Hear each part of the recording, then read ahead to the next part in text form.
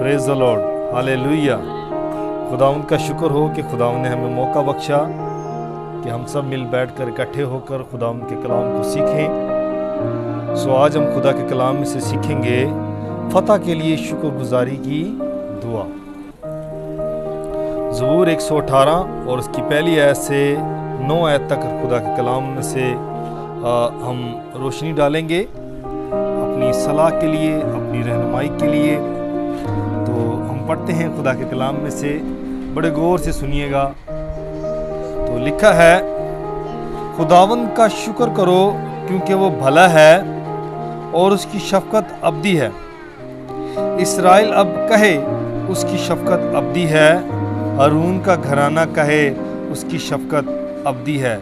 खुदावंद से डरने वाले अब कहें उसकी शफकत अबदी है। मैंने मुसीबत में खुदावंद से दुआ की, खुदावंद ने मुझे जवाब दिया और कशादगी बख्शी। खुदावंद मेरी तरफ है, मैं नहीं डरने का। इंसान मेरा क्या कर सकता है? खुदावंद मेरी तरफ मेरी मददगारों में है, इसलिए मैं अपने अदावत रखने वालों को देख लूँगा। खुदावंद पर तवक्कल करना इंसान पर भरोसा रखने से बेहतर है। खुदावंद पर तवक्कल करना उम्रा पर भरोसा रखने से बेहतर है। खुदा का कलाम पढ़ा जाना, सुना जाना हम सब के लिए बाइस से बरकत हो। सो आज का हमारा जो टॉपिक है वो क्या है, आप बता सकते हैं? जी हाँ, फतह के लिए शुक्रगुजारी। फतह के लिए अगर आप फातेह बनना चाहते हैं, अगर फतहमंद बनना चाहते हैं, तो हाँ, कैसे भी हालात क्यों ना हो, आपने शुक्रगुजारी करना नहीं छोड़ना। शुक्रगुजारी हमारी ज़िंदगी में एक अहम रोल है। शुक्रगुजारी जब करेंगे आप खुदा की, तो आपकी बरकत के बंद दरवाजे खुलना शुरू हो जाएंगे। शुक्रगुजारी एक राज है, शुक्रगुजारी एक अहम राज है। मुश्किलातों में, परेशानियों में, जैसे भी हालात क्यों ना हो, जब आप खुदा के लिए शुक्रगुजारी करेंगे तो बरकत के बंद दरवाजे खुलना है। अबलीस ने जो आपकी बरकत को रोके रखा है, वो उसका असर टूट जाएगा। आप ब्लेसफुल होना शुरू हो जाएंगे, आप बरकत याफ्ता होना चाहिए। घर के हालात कैसे क्यों ना हैं, कैसे भी क्यों ना हो, आप शुक्रगुजारी करेंगे, हालात बदल जाएंगे। मैं आपको बात बताता हूँ, अबलीस जब आप मायूस होते हैं, लड़ते हैं उन चीज़ों को जो आपकी ज़रूरत की हैं, जहाँ आप ब्लेसफुल नहीं हो रहे, सक्सेसफुल नहीं हो रहे, आप कामयाब नहीं हो रहे, आप तरक्की नहीं कर रहे, आप मायूस हो जाते हैं, आप आपस में लड़ना शुरू कर देते हैं, घर में लड़ाई होना शुरू हो जाती है, घर के हालात ख़राब होना शुरू हो जाते हैं और आप मायूस हो जाते हैं, परेशान हो जाते हैं। बजाय शुक्रगुजारी करने के, हम अपने आप पर जो कलाम यूज़ करते हैं वो गलत यूज़ करते हैं। हम अपने घराने पर, अपनी लाइफ पर, अपने बच्चों पर मायूसी के अल्फाज, नाउमीदी के अल्फाज, बेएतकादी के अल्फाज को अपनी बॉडी पर, अपने ख़ानदान पर अप्लाई कर दें। इसकी वजह से अबलीस खुश होता है, वो ठाठे मारता है और वो फतह का नारा मारता है। शैतान आपका मुखालिफ है। जब आप मुश्किलातों में, परेशानी में उसका शुक्र करेंगे तो आप ज़रूर कामयाब हो जाएंगे। आपको कभी भी मायूस नहीं होना चाहिए। बाइबल मुकद्दस में पढ़ते, खुदा का बंदा दाऊद क्या था? वो परेशान था, वो परेशानी में था। उसके हम पढ़ें इसको गौर से, तो उसने हमेशा अपने खुदावंद को अपनी ज़िंदगी से अवलीन दर्जा दिया, हमेशा उसको कभी नहीं छोड़ा। हम दुनिया की चीज़ों को लेकर खुदा को छोड़ देते हैं, हम दुनिया की चीज़ों को लेकर खुदा को छोड़ देते हैं। खुदा ने दुनिया भी बनाई है और दुनिया की हर एक चीज़ उसकी है। दुनिया की हर चीज़ उसकी है, जिसके लिए हमने खुदा को छोड़कर दुनिया की चीज़ों पर तवक्का की, दुनिया की चीज़ों पर हमने फोकस किया हुआ है, अपना ध्यान लगाया हुआ है। इसी में मेरे जीजो, दुनिया की कई चीज़ों से खुदा बड़ा है।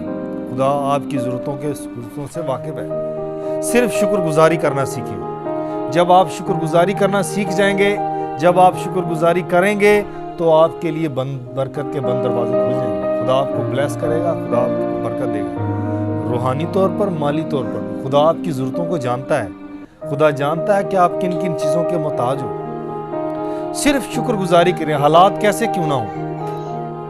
अगर आप फातेह हो, अगर आप इब्लीस पर फतह पाना चाहते हैं तो शुक्रगुजारी करें। अगर आप इब्लीस पर फतह पाना चाहते हैं, शुक्रगुजारी करें। खुदावन तेरा शुक्र हो, तूने जैसे हालात में रखा है। हमें पता है खुदावन बेशक हम मुश्किलात में हैं, लेकिन तू हमारी फिक्र करता है। बेशक खुदावन जैसी हालात में है क्यों ना हम, लेकिन हमें ये पता है कि तू हमारी फिक्र करता है। तूने हमें बनाया है, तूने हमारे लिए सारे बंदोबस्त किए हुए हैं। आप कभी भी खुदा को ना छोड़ें। आपके जो अहम और ख़ास काम है उनमें खुदा को शामिल कर लें, आप कामयाब हो जाएंगे। आप अपनी पर्सनल लाइफ में खुदा को शामिल करें, उसके कलाम को शामिल करें, उस दुआ में शामिल करें, उस बातों में खुदा आपको कामयाब करेगा।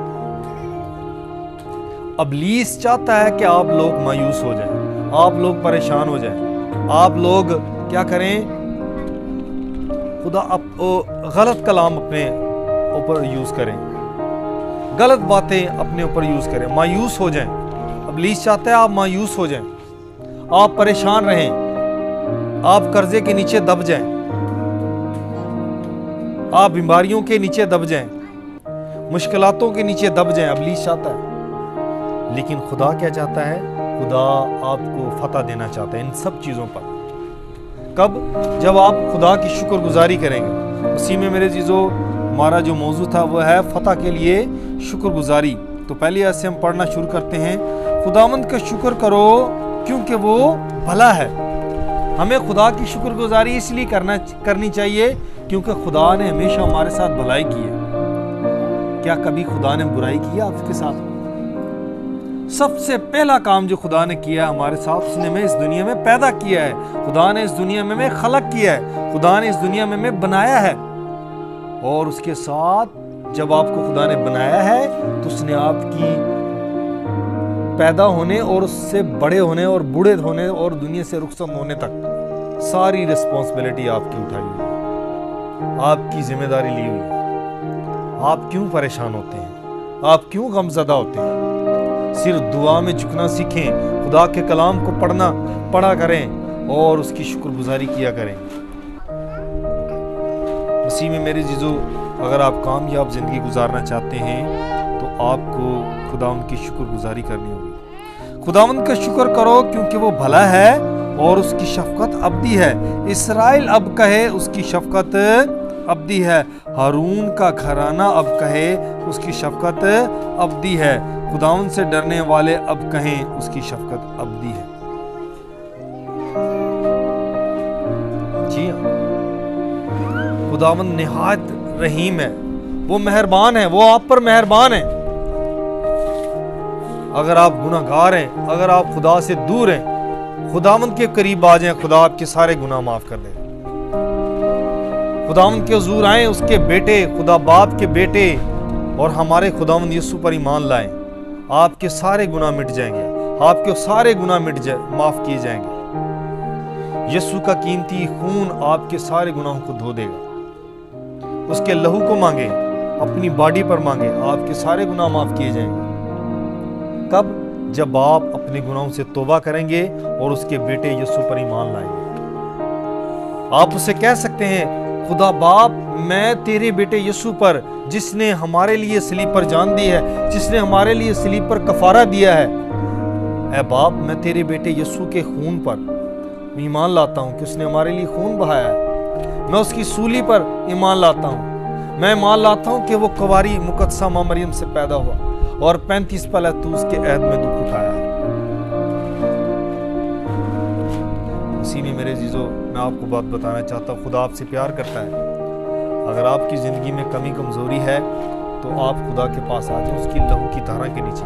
खुदा आपके गुनाह माफ़ कर देगा। अगर अभी तक खुदा यीशु को आपने कबूल नहीं किया तो यीशु के पास आए।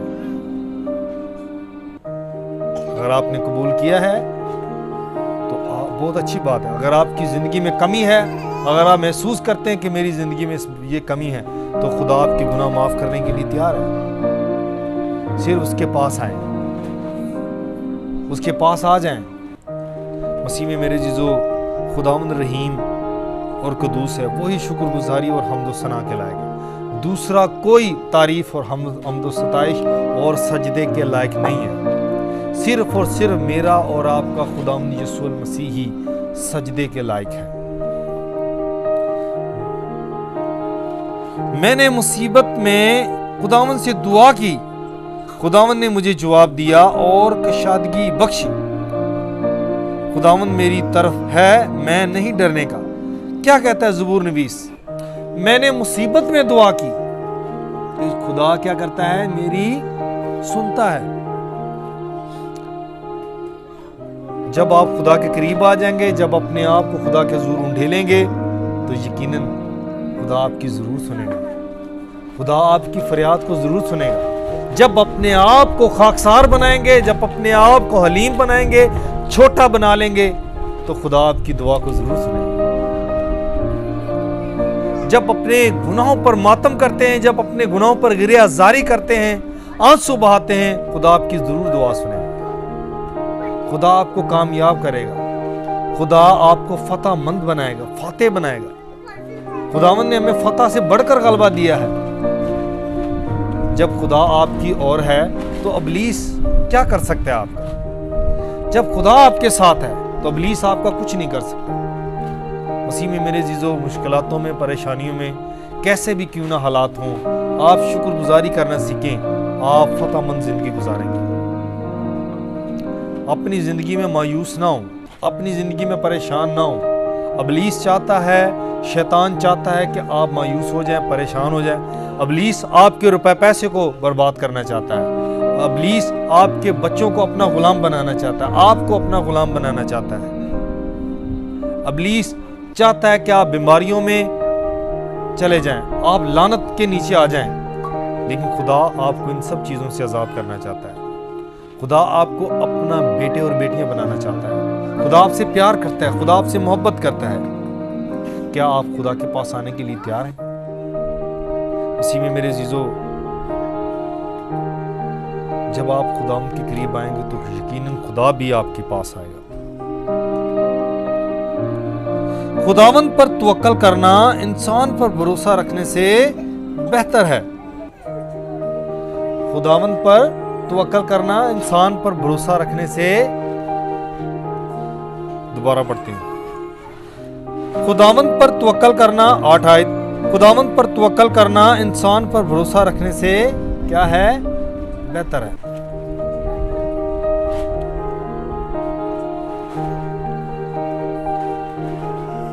खुदावंद पर तवक्कल करें, ना कि इंसान पर। आज क्या होता है, हम इंसानों पर उम्मीदें लगाए हुए हैं, खुदा को हम भूल चुके हैं। हम किस पर उम्मीदें लगाई हुई हैं? हमने इंसानों पर। बाइबल में यह भी लिखा है, मलाउन है वो आदमी जो बशर को अपना बाजू जानता, वो लानती है। मलाउन मतलब लानती है। हमने दूसरों पर आस उम्मीद रखी हुई। हम क्यों नहीं अपनी मुसीबतों को, अपने परेशानियों को और अपने दुखों को, अपनी जरूरियात को खुदा के कदमों में क्यों नहीं रखते? जीजो, खुदा के पास आए, वो आपके पास आएगा। जब खुदा आपके पास आएगा तो आपके हालात बदल जाएंगे, आपका घराना बदल जाएगा, आपकी जिंदगी में बेदारी आ जाएगी, आपकी जिंदगी में रूहानी इनकलाब आ जाएगा, आपके खानदान बदल जाएंगे, आपकी जिंदगियां बदल जाएंगी, आपके बच्चे बदल जाएंगे, आपकी नस्लें बदल जाएंगी, सारी लानतें जाती रहेंगी। कब? जब यस्सु के पास आएंगे, जब यस्सु की सलीब के नीचे आ जाएंगे, उसकी खून की धारा के नीचे आ जाएंगे, तब आप बचाए जाएंगे। यस्सु ही वो रास्ता है। यस्सु ने कहा, राह, हक और जिंदगी मैं हूं, कोई भी मेरे वसीला के बगैर बाप के पास नहीं आता। खुदावंद पर तवक्कल करना उम्रा पर भरोसा रखने से बेहतर है। दौलतमंदों पर भरोसा रखने से बेहतर है। बड़े बड़े आलमों पर भरोसा रखने से बेहतर है। मुअल्लम पर भरोसा रखने से बेहतर है। कब? जब हम खुदा पर भरोसा करते हैं, खुदा पर यकीन करते हैं, तो आप अपनी सारी मुश्किलातों पर बहुत सारे बुरानों पर आप फतह याब होंगे, आप फातेह होंगे, आप इब्लीस पर फातेह होंगे, क्योंकि खुदा ने आपको फतह के लिए बनाया है, शिकस्त के लिए नहीं बनाया। Praise the Lord, hallelujah. खुदावंद आपको बरकत दे।